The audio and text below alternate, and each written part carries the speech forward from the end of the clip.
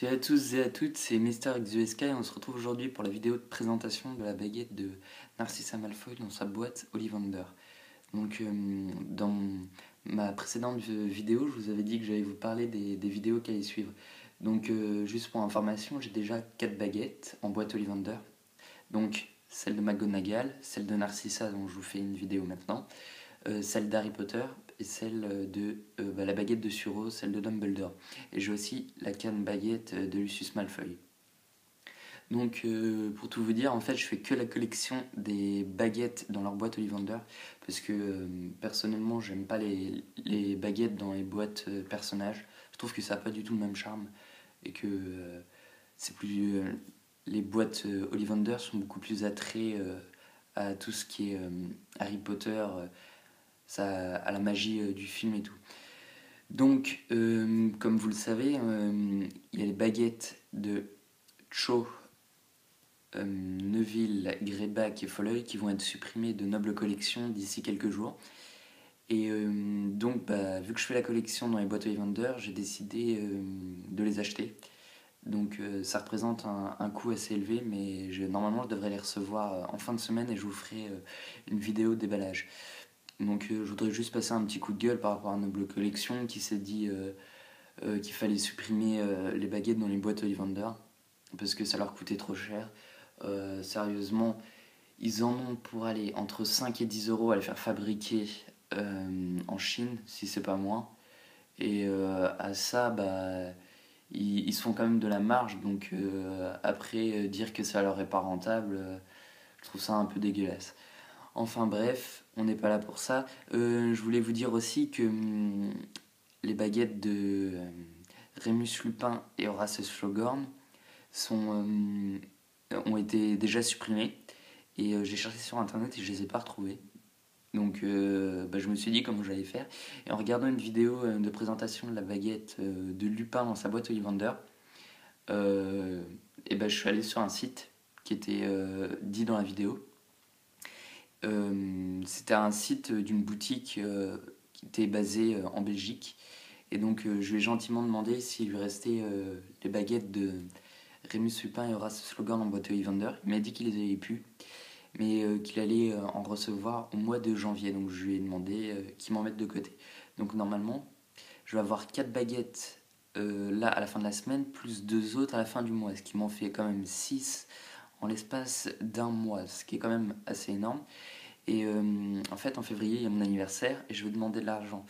Le problème, c'est que vu que j'ai un portable, c'est moi qui dois me payer mon forfait. Donc je dois économiser jusqu'au mois de juillet. Et donc le truc c'est que je vais avoir à peu près 6 baguettes en espace d'un mois et qu'après jusqu'au mois de juillet je n'aurai plus rien. Donc je me suis dit que ça ne servait à rien que je vous balance toutes les vidéos de toutes les baguettes que j'aurai et que pendant plus de 4 mois vous n'ayez plus aucune vidéo. Donc je me suis dit de vous faire une vidéo de présentation d'une baguette toutes les 2 semaines. Donc j'ai trouvé que c'était un bon compromis pour réduire le temps d'attente jusqu'à temps que j'ai économisé. Donc normalement au mois d'août j'en aurai de nouvelles. Donc voilà, donc c'est tout pour ce que je voulais dire. Et donc je vais vous présenter la baguette de Minerva McGonagall, j'allais dire Narcissa Malfoy plutôt. Parce qu'on est quand même là pour ça. Donc on mesure déjà la boîte qui fait 39,5 cm. Hop là. Donc la boîte est totalement noire.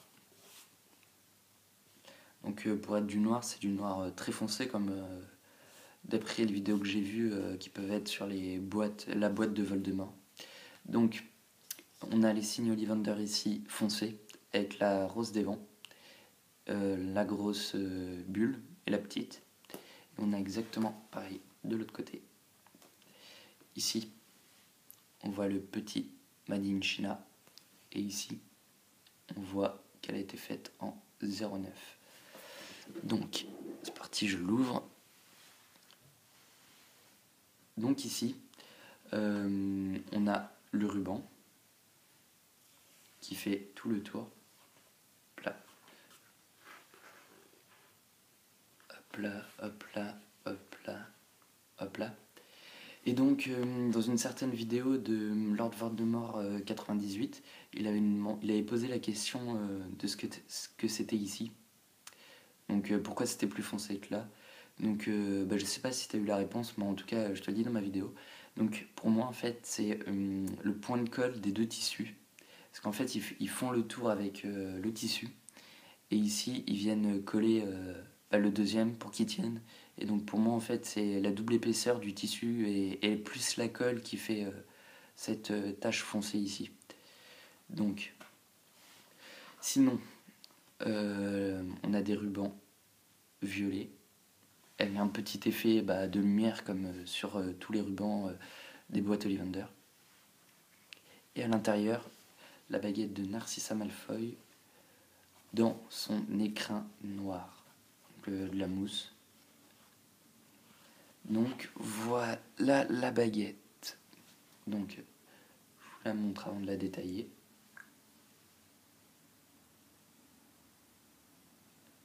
Donc elle fait, je vous dis ça tout de suite, elle fait 35 cm. Donc ici on peut voir comme, pour moi c'est comme un diamant en fait.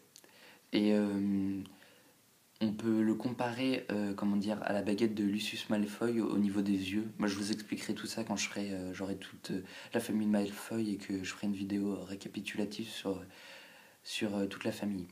Donc ici on a un anneau. Ici on a un manche avec des picots. Quand on l'a en main en fait, à force de l'avoir en main ça peut faire mal à la main. Enfin, ça fait pas super mal mais ça peut être désagréable. Ici on a deux anneaux qu'on peut comparer aussi aux anneaux de la baguette de Lucius Malfoy. Et ici, on a en fait la liaison entre la lame et le manche. Donc ici, on peut voir qu'elle a été faite en 09, comme je vous avais montré sur la boîte, et la lame est complètement noire. Donc pour ce qui est du bout, on peut pas totalement dire qu'il est coupé raide, mais il est pas rond. Parce qu'en fait, c'est comme quand vous taillez un bout de bois avec, je sais pas, un cutter. On l'effile comme ça en fait. Et en gros, on réduit l'épaisseur avant de le couper. Donc il n'est pas coupé totalement droit, mais il est pas rond. Il a quand même été coupé un peu. Donc voilà, donc si j'aurais à donner une note à la boîte plus la baguette, je pense que j'aurais donné un 15. Un 15 pour la boîte et la baguette. Donc voilà. Donc je parle vite fait de ma prochaine vidéo. Je pense que ma prochaine vidéo sera soit celle de Dumbledore ou soit la vidéo de déballage normalement de la fin de semaine. Donc si vous avez des questions, n'hésitez pas. Et puis si vous voulez vous abonner, faites-le. Et moi je vous dis à la prochaine, portez-vous bien, bye.